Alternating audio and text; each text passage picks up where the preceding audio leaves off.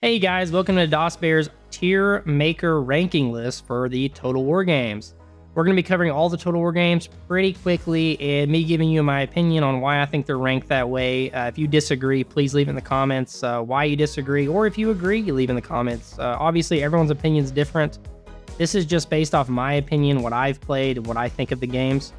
So obviously, we're not always going to line up, but hopefully you enjoy this video and just hearing people talk about Total War games. Let's kind of start off with the older titles, guys. So, looking at the list here, Shogun and Medieval Total War were the first two games that came out by Total War for Total War games. We're going to say that these two, because they kind of started all, they got the initial fan base for us. We're going to say that these two games are B tier games. They developed the fan base for future titles, such as the next one, the GOAT, Rome. Total War Rome is the GOAT. It is the S tier, in my opinion.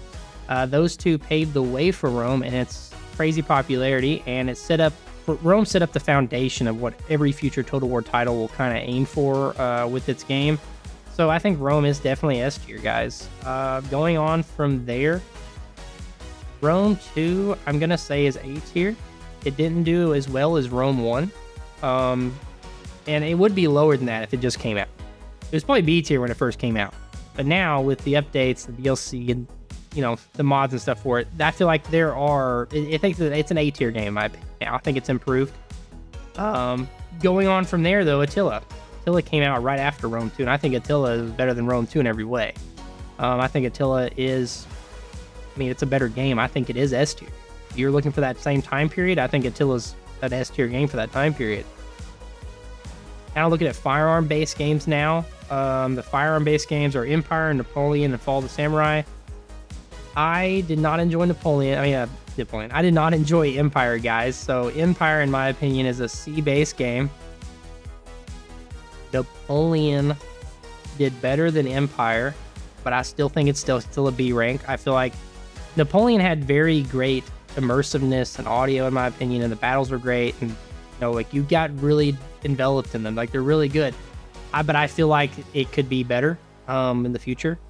So that's why I'm putting it as a B rank. And I feel like Fall of the Samurai does better in every category. I think Fall of the Samurai is an A when it comes to that kind of battles, melee mixed with firearms.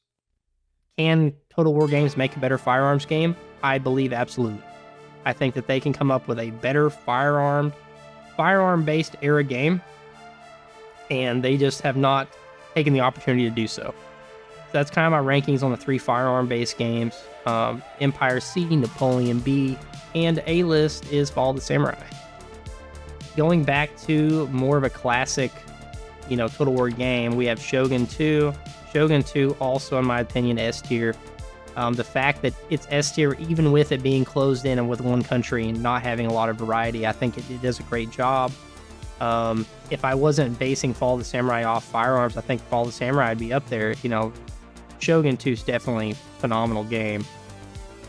Next on our list, Medieval 2. I actually haven't played a lot of Medieval 2, but I am going to put in S tier because it's similar to Rome, except for the medieval era, and everyone wants a Medieval 3.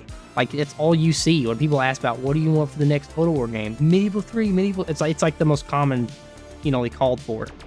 So I think the reason why people want Empire 2 is because they want to see if Creative Assembly can pull their crap together and make a good, firearms game. So I think Empire 2 would rank way higher.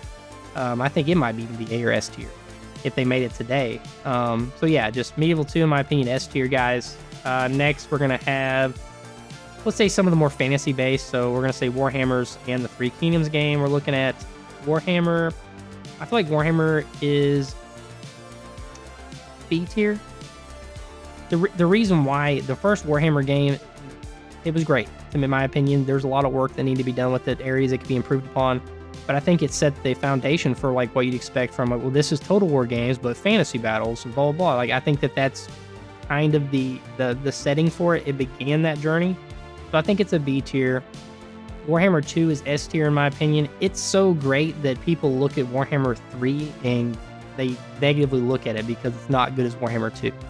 So I feel like, and because of that, Warhammer 3, in my opinion, is A tier, based strictly off gameplay. I'm completely against right now Total War's pricing on DLC and stuff. I think it's overly expensive, overpriced. I feel like they're price gouging their community.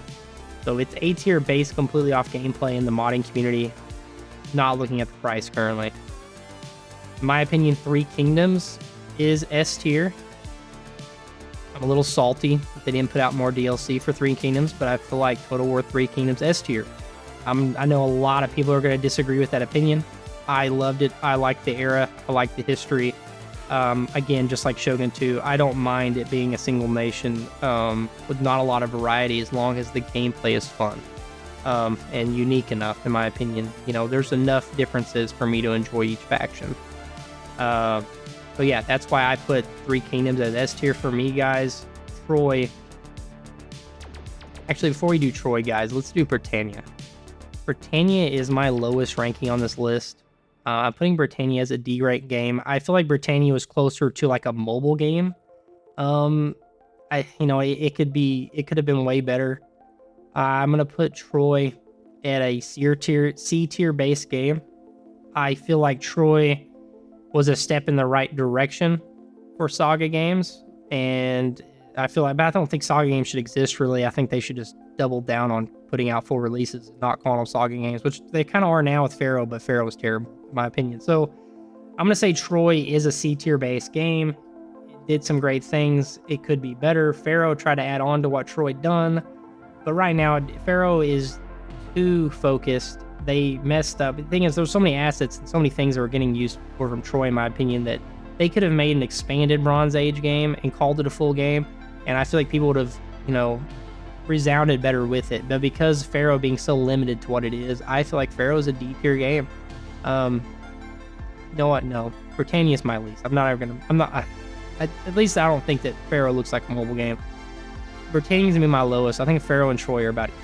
I think Pharaoh builds upon Troy. It's just too limited in its scope. And then obviously, guys, you see this Total War Elysium here. This is kind of just a place marker for any of Creative Assembly's side projects they do with Total War games, like their mobile games, Total War Arena, just some of the things they've tried out. I just feel like that they need to focus on their bread and butter, which is these games up top, and quit doing all these side projects. Pump out the historical titles the community wants. Make interesting choices for future games. Quit focusing on these little side things and put money into it for quick cash. So this, guys, here is my tier list for Total War games completed. Let me know what you think about this in the comments. Please share, subscribe, like, comment, and I will catch y'all later in the next video. Thank you for watching this, and y'all have a good one.